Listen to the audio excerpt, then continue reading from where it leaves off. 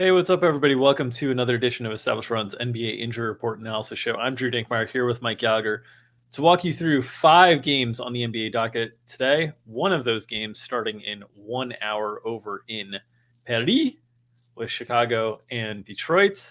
Mike, how are you on this fine Thursday? Ooh la la, yeah, feeling pretty good. Got Oui, a oui, oui. got a got a solo pod coming up. Pretty much after I do this, I pulled all this research on matchups and shot types and all this cool stuff that I can just like really in the rabbit hole. I haven't left my desk pretty much since I don't even know when, but I'm starving and but I'm excited. I'm excited. Yeah, a lot going on, a lot going on. But yeah, I'm Sounds about pretty excited right. for this pod. Yep. Sounds about right. All right. Well, let's get through the injury tags so we can get you to the pod and to lunch. Let's start with the questionables on the slate. Jaylen Brown for the Boston Celtics in the premier game tonight's slate, Golden State at Boston. Brown's questionable. We thought he was going to be out multiple weeks. So this is a little bit of an earlier time frame than I expected. I don't know what your thoughts are on that. What do you think on the likelihood of Jaylen's availability tonight? In a rematch of the NBA Finals from last year. It sounds pretty likely. Went through shoot around, really no indication. Wasn't really a serious injury. It was called a week to 2 weeks. He's been out since the 11th, so he's in this timeline. So I'm expecting him to go, possibly in my late minutes cap. He's had a groin injury before, but yeah, I'm expecting him to go. I think they just wanted to sit him out in games they probably thought they could win, and they did. Or I'm sorry, they didn't win all of them. Yeah, I feel pretty good that Brown's gonna be back. All right, let's get into the Detroit-Chicago game. They did win all of them. My bad. I thought they did. It's Yeah, hard to remember when the Celtics lose. Yeah, right. Jalen Duren is listed as available and back. There were some passport issues that they must have resolved that allowed Jalen Duren to get back. They have Isaiah Stewart as well. So they have Nerlens Noel is questionable on the injury report. I don't think it's relevant, though. I think he's probably – there's a decent chance he's not in the rotation if they have Stewart and Boyan and Duren available, all players that have been in and out of the lineup of late. What are your thoughts there? Corey Joseph also listed out for Detroit today. Yeah, the question is who starts? Duren's been out with this ankle thing for quite some time. Curious to see how he's been able to ramp up with the travel and the passport issues you mentioned. We know they really like Isaiah Livers. He's certainly want a second ball handling or an on-ball defender there. So I think there's a decent chance he comes off the bench in this return from injury. So just something to keep an eye on there. Boyan also should be back too. Should note that. But yeah, I would expect a little bit of a cap on him, and we'll see how this affects Andre Drummond on this other side. He's been basically out of rotation since his 5,008 minutes against the Wizards, I think it was. But they're expecting Duren back, and as you mentioned, Noel is just completely gone now. Yeah, I think that's the likelihood is that Duren comes off the bench. I just think with the injuries, with the passport travel issues, like I think they're going to start him off the bench and like kind of ease him back in. I also think that in turn would make it more likely that Andre Drummond is the full backup center minutes from Nikola Vucevic. The Bulls generally will play around with Drummond's rotations and his minutes against smaller opponents. That could be a risk if Duren and Stewart start and Noel is unavailable, and instead of staggering as much, they lean into some of these smaller lineups that they've had with Hamidou Diallo at the center spot. That could be a risk to Andre Drummond's minutes. But if Duren is not starting and he's listed available, I feel pretty confident that Drummond is in the rotation. For those of you playing Showdown, this is all kind of important stuff. For those of you, props, main slate, less important. But I think that's likely the case here. And I think just given, Livers has played pretty well. They've wanted to get a more extended look at him as well. Saddiq Bey has earned more of this playing time too. So I think there's more options here to potentially send Duren back to that bench role that we've seen. And it'd be interesting to see Duren versus Drummond. I mean, the two guys from a prospect perspective coming into the NBA are very, very similar in terms of their skill sets. So I think that makes the most sense from Detroit's perspective, but we'll get those lineups hopefully after we're off the air here because we'll probably get them at 2:30 Eastern time. Okay. On the Bulls side of that game, just to note, DeMar DeRozan not listed on the injury report. No real new injuries for the Bulls. They're still without Lonzo Ball and Javonte Green. So nothing really there to worry about. The big thing for them is figuring out who starts with DeMar back, whether it's Alex Caruso, whether it's Ayo Dosunmu. We'll see where they go in that direction, but obviously it'll be out Zach LaVine, DeMar DeRozan, Patrick Williams, and Nikola Vucevic, and then that guard spot that is still up in the air. Okay. I was going to say, who do you think stars? I kind of lean Dosunmu here. I think so. You don't need the extra.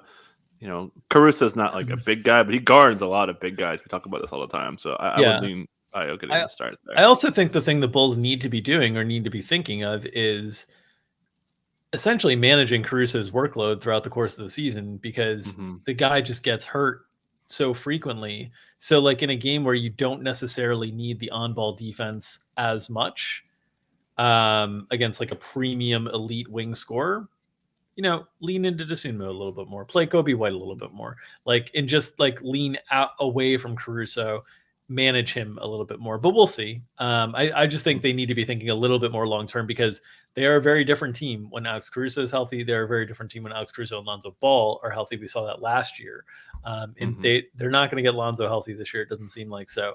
Protect Caruso as much as they can, but we'll see. Do you have a betting take on this game? I kind of want to bet the Bulls, but I feel like they let me down too often. I did not even look at the line, so it's like -7. Those numbers are very difficult for me to bet. It's so hard. You can get games.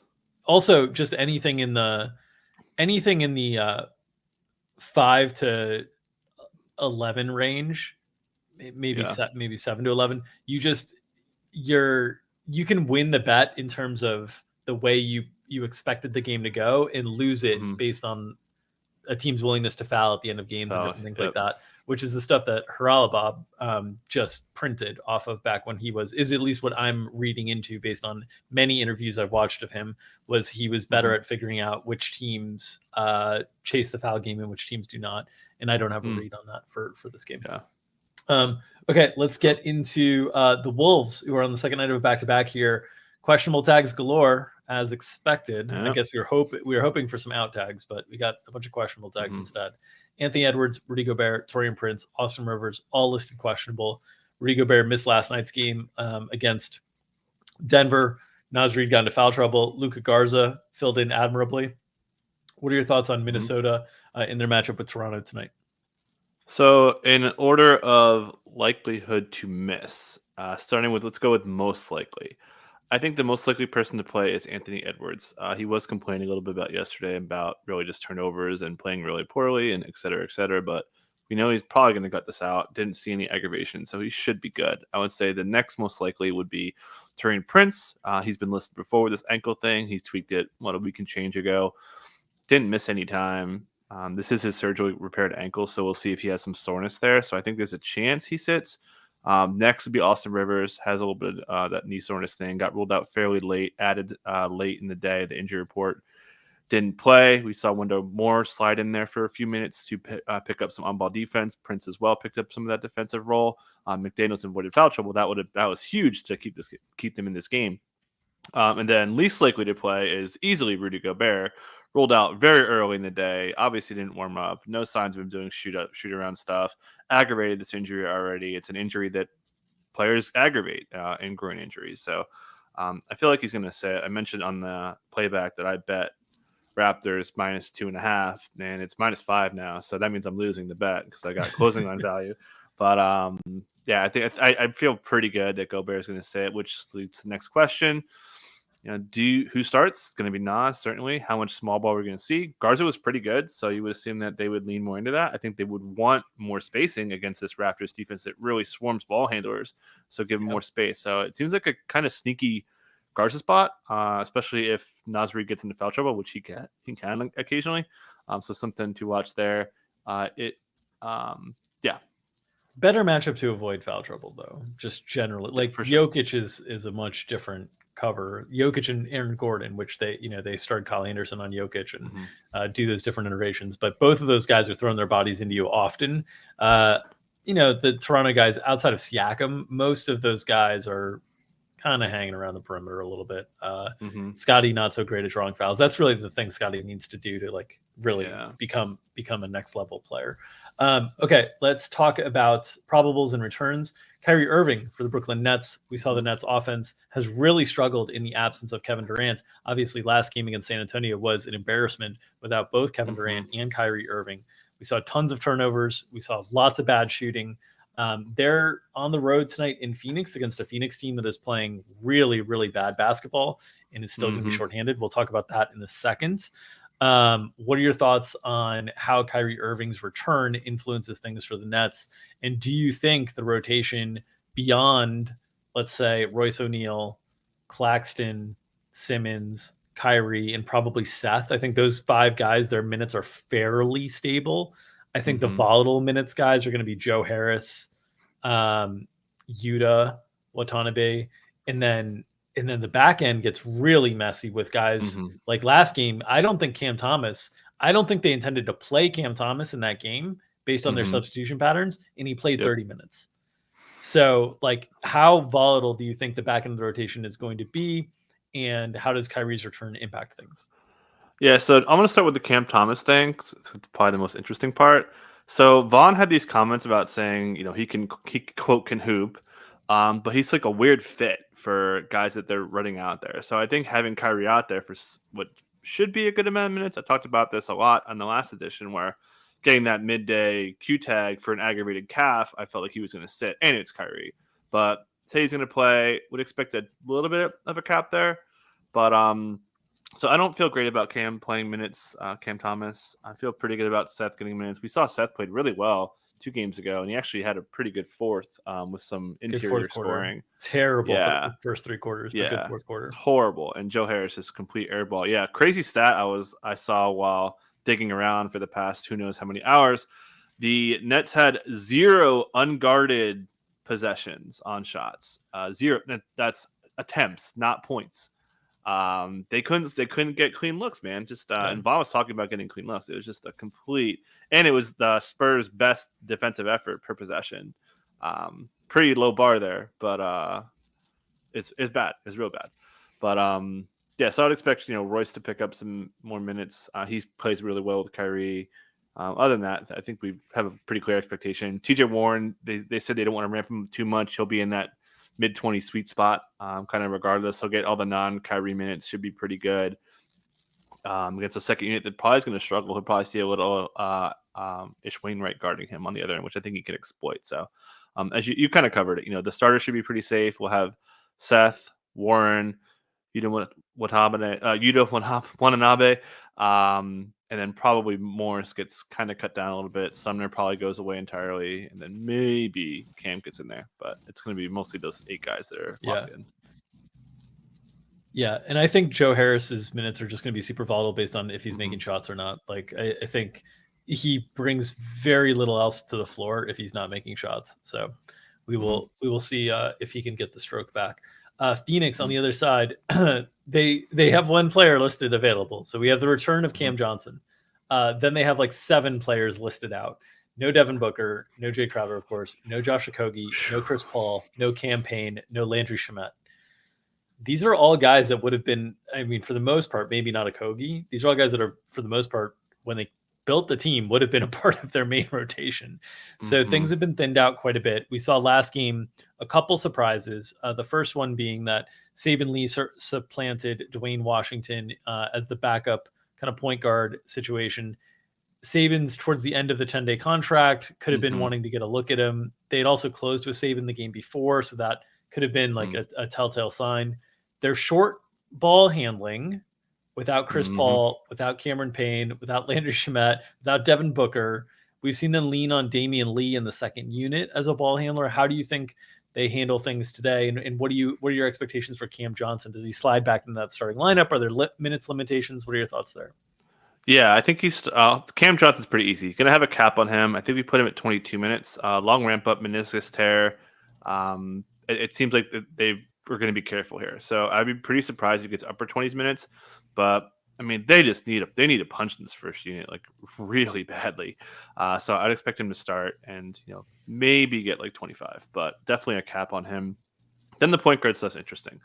So on top of what you said, I think that this being the last day of his 10-day, and should note that the beat reporters asked if he thought he was going to start. They asked him that, and he said he didn't know.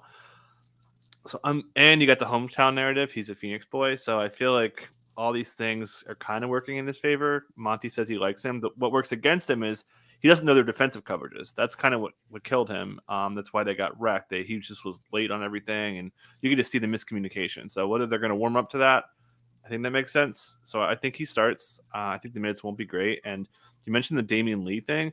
So he wasn't really like bringing the ball up. He was getting like flare screens, getting the ball and like resetting the offense and then finding the open guy. Right. It was just, it wasn't even really like dribbling and like searching. It just was, he would just find guys who were no, open. it was all screens. It was all those flare screens into pick and rolls. And the pick and rolls is where he was getting all the, he was getting pick and roll assist looks to the shooters because the defense was kind of collapsing on with Memphis's defense. So I viewed that. I'm interested to get your take. I viewed that as sustainable in terms of potential assists because I viewed that as like they are running the offense through. They're not asking him to bring the ball up and set a traditional high ball screen and run pick and roll that way because that's not what he's ever done. But they're taking a twist on what he usually does, which is run off screens and come around and make decisions, and adding a wrinkle to it to turn it into pick and roll to allow him to be a facilitator. I view that as like that's predictable going forward in terms of how they want to use him.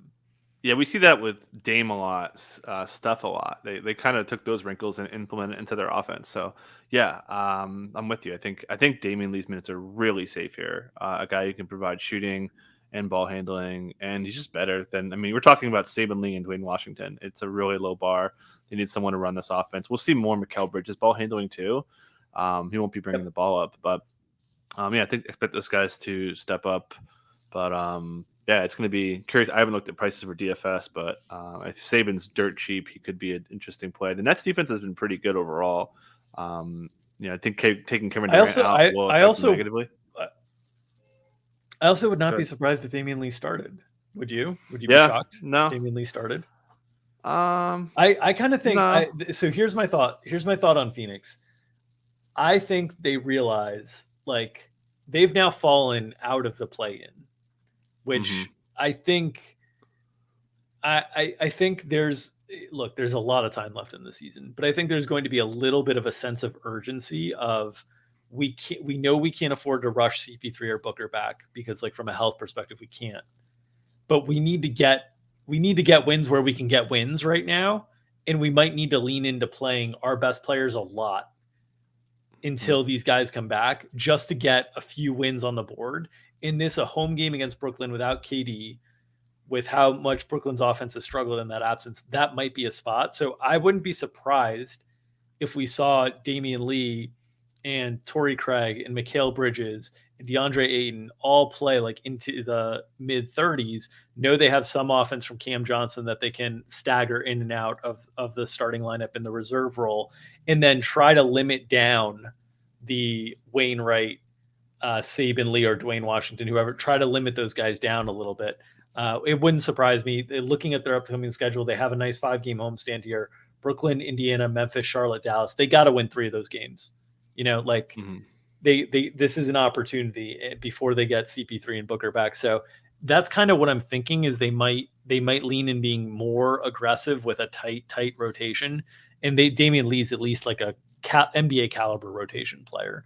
What are your thoughts there? Yeah, I think that's mostly right. I was looking at his 2 starts. One start, which is kind of apples to apples to this, just completely depleted in guard depth. Got 38 minutes. So if he's starting, he's got a really, really, really high ceiling. And in terms of in terms of shot volume too, because I mean, Mikal's not a big usage guy. Cam's not going to play a lot of minutes. Torrey, there's just not a lot of shots to go around. Should note maybe Ayton gets funneled more shots. I planted Pirtle in the last game. It looked like he was going to go off early. They're really vulnerable inside. Trouble. Yeah. Yep. So it could be just a feed Ayton the ball spot. I mean, it's been pretty good. So just to add that wrinkle in there. Yeah, and the other part that I wanted to note there is you were talking about Saban Lee and like not knowing the defensive coverages and different things. If that's the case, not that Brooklyn's offense is going to be super complicated when it's going to be a Kyrie centric offense, but if that's the case, wouldn't you rather have those minutes in the second unit away from Kyrie than that's a good point. Kyrie, like with the. So I wouldn't be surprised to see Damian Lee start tonight. We'll see, but either way, I think Mikal Bridges' ball handling is going to be up, and I think there's going to be a really big minute ceiling here for the Sun starters in a game that I think is going to be hard. They've played in games where games have gotten away from them of late, right? They lost by 30 to Memphis. They lost by nearly 30 to Denver. Those games got away from them in a big way. I think it's going to be hard for games to get away from them against Brooklyn when Brooklyn's offense is so Kyrie dependent right now. I think it'll be tougher for those games to get away from them. So I think you could see big Suns minutes today. Yep. Okay. Let's move on to the return of Klay Thompson. Klay had sat out last game, second night of a back-to-back. The Warriors get him back tonight, relatively healthy. Any news or notes to add on the Warriors, who are still without Weissman, Iguodala, JaMychal Green? Those guys are still not available. Kuminga as well. Pretty straightforward. And I was looking at they're so inconsistent. It's crazy. They're 28th in road defense, second in home defense. They match up. Obviously, what match up well against the Celtics. They put it to them earlier in the year, last year, obviously too. So, I don't really have too much to add. Should note that Wiggins' rotations are back to full. He's getting 8+ minute rotations now, so he could probably play a lot here, picking up the Tatum matchup. Draymond's been playing much better. Curious if the Warriors hire some fans to maybe heckle him and motivate him here. And then I'm curious to see. I'm curious to see how tight it goes. Because DiVincenzo's been awesome, man, and they're gonna they've got these, So is Lamb. Reliable so has pieces. Lamb. Yeah, Lamb's been. Lamb's just like lunch pail McGee over there, just kind of going to work and taking advantage of just being left open. But I'm curious to see how tight this is. Maybe they go because I think they won this game. Pretty bad. I keep saying this around the Golden State offense. It's not hard to be good in Golden State. You don't have to try to be great. You could just be good, and it's not hard with what Steph and Klay bring from a gravity standpoint. I looked at this line last night while we were looking at lines on playback, and I almost brought it up. But I have a hard time betting against the Warriors. But 5.5 seemed a little light to me for what Boston's done this year compared to the Warriors profile. I know the Warriors beat them down in Golden State without Andrew Wiggins. But I don't know. Obviously, the Jaylen Brown questionable tag is a big deal here. So I did not end up betting it, but I looked at it long and hard. Yeah, not betting that one. I just don't have a read on Golden State, man. They're so tough to get into. If I had to bet it, I would probably bet Golden State in points. I think they're going to get up for this game. I think they're going to play their starters a ton of minutes. We know that starting lineup's really freaking good. I believe it's top 2 or 3 in net rating. The Nuggets may have caught them, but so I would lean that way. I'm not touching it though. All right, let's get to Nurk and Gary Payton II, who are both returning tonight.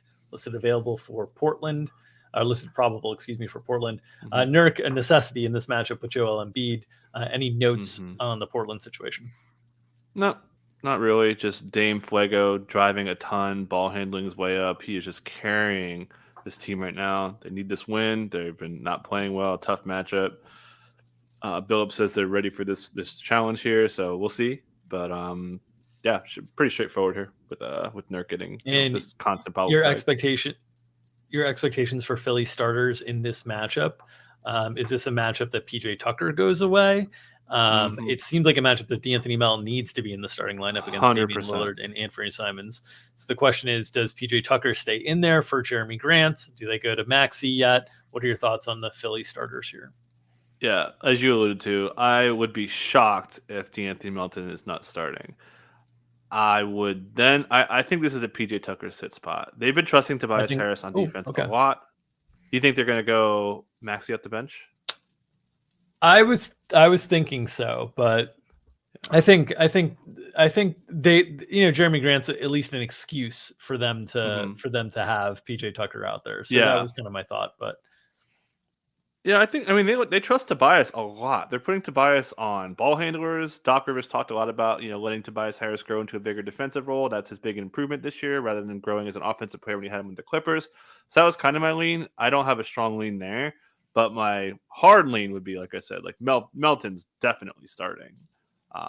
Yeah. I think it makes sense. And so offensively, it's a little tricky. I don't know if they want to lean into this, but the Blazers have been taking away the three ball like, really well. The last month and a half, they're number one in 3-point frequency allowed. So I'm not sure if they, I think you would want to get more offense and a little bit more spacing to, get some three ball going, space out for Embiid. I think it just makes more sense to lean into some offense against a team that's vulnerable on defense. So that was kind of my lean.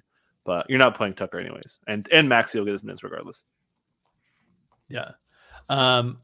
Chad has one question before we get out of here. How do you feel about Richaun Holmes playing 30 minutes yesterday, Mike? Yeah, I have my feelings. My main feelings are sadness.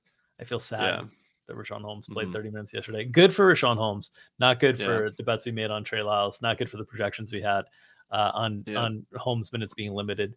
He played well, effectively enough that in future Sacramento games, if Sabonis is unable to go, I would think he would get that opportunity again because of how well he played, and we would have to adjust expectations. But it's been a long road back for relevance from a fantasy perspective for Richaun Holmes, who I loved as a fantasy player for many years and just had fallen completely out of the rotation in Sacramento. Good performance from him last night. Yeah, they get OKC tomorrow. So we saw him, and we talked about this on playback. He was getting switched on the ball so much, and he was good. So yeah, shout out to him. Not shout out to us for being dead wrong. And I'm excited for that guy. Are you excited for lighting the beam against the Thunder tomorrow? Like I was writing that game up, man. My notes are already long as hell. We had talked about on one of maybe 2 episodes ago on the Established Run NBA podcast. Get it on Spotify, iTunes, wherever you get your podcast. I believe it was episode 240. We talked about the Western Conference play in contenders. We talked about the Oklahoma City Thunder, and I thought the biggest concern was their immediate schedule strength was really challenging, and that could encourage them to take a step back. They've done great through that schedule. They win against Philadelphia. They win against Chicago. They get the soft home spot last night. Now they get Sacramento. They're very interesting to me. And I would, if Chet Holmgren came into the season healthy, I would have been picking them as like a surprise team because I believe so much in Shea. And Giddey has been really good this year. And so they are very interesting to me. I think they're live to make the play-in this year, which would be super fun. Would be a little sad for me since I may have sold the Shea Gilgeous-Alexander card with myself and Mike Leone at the wrong time, given if Shea is going to lead them into a playoff run. But they're fun. They are fun. They're not fun for DFS. They're very frustrating for DFS. Yeah. I just want them to have a consistent rotation, but they're fun. Dagnall's a really good coach. And the guys play super hard. They play really hard, and whoever gets the ball pushes it. And I love that. It's good basketball. Yeah, they've been they're up to 3rd in half-court defense on the season. They are the league's best defense per possession in the last 7 games. They're playing really good defense. They're giving up a lot of O-glass stuff. They're taking away ball. Their PNR ball handler stuff has gone up and up and up and up and up and up. The guys can't score on them and really light them up with big scoring nights. So they're playing freaking awesome right now. Shout out to Mark Dagnall. Yeah. All right. That'll do it for today's injury report analysis show. As always, please support the people who support us. This show is brought to you by our friends at Underdog Fantasy. They have daily NBA snake drafts for money running in addition to many formats of NFL contests still running for huge cash prizes in those playoff contests. If you're playing NBA Pick'em, in-season subscribers can use our tool to compare ETR projections to their fantasy Pick'em games. If you haven't signed up for Underdog yet, use promo code ETR for a matching deposit bonus up to $100. That's promo code ETR at underdogfantasy.com. Christopher in chat asks, is Mike on the DFS show tonight? Christopher, some people are very particular about their names. So Christopher, I'm so glad you asked. Mike Gallagher will be on the DFS show tonight with myself behind the paywall, 5:00 Eastern time. Join us there as we break down what is left of the 4 remaining games on the NBA schedule tonight for the 4 game slate, all the DFS implications, the flag plants, all the things you need to know to set your DFS lineups. If you are uninterested in joining us behind the paywall, you do not want to fund us with your hard-earned dollars, we will accept your hard-earned clicks. You can subscribe to this YouTube page, get notifications whenever we go live. You can also smash that like button and help circulate our content around the algorithm. As we say, feed the algorithm, help us feed our families, and we'll feed you the injury information and analysis you need to turn your screens green, whether it be DFS, props, or otherwise. Nom, nom, nom, nom, nom, nom. We'll see you tomorrow. Take care, everybody.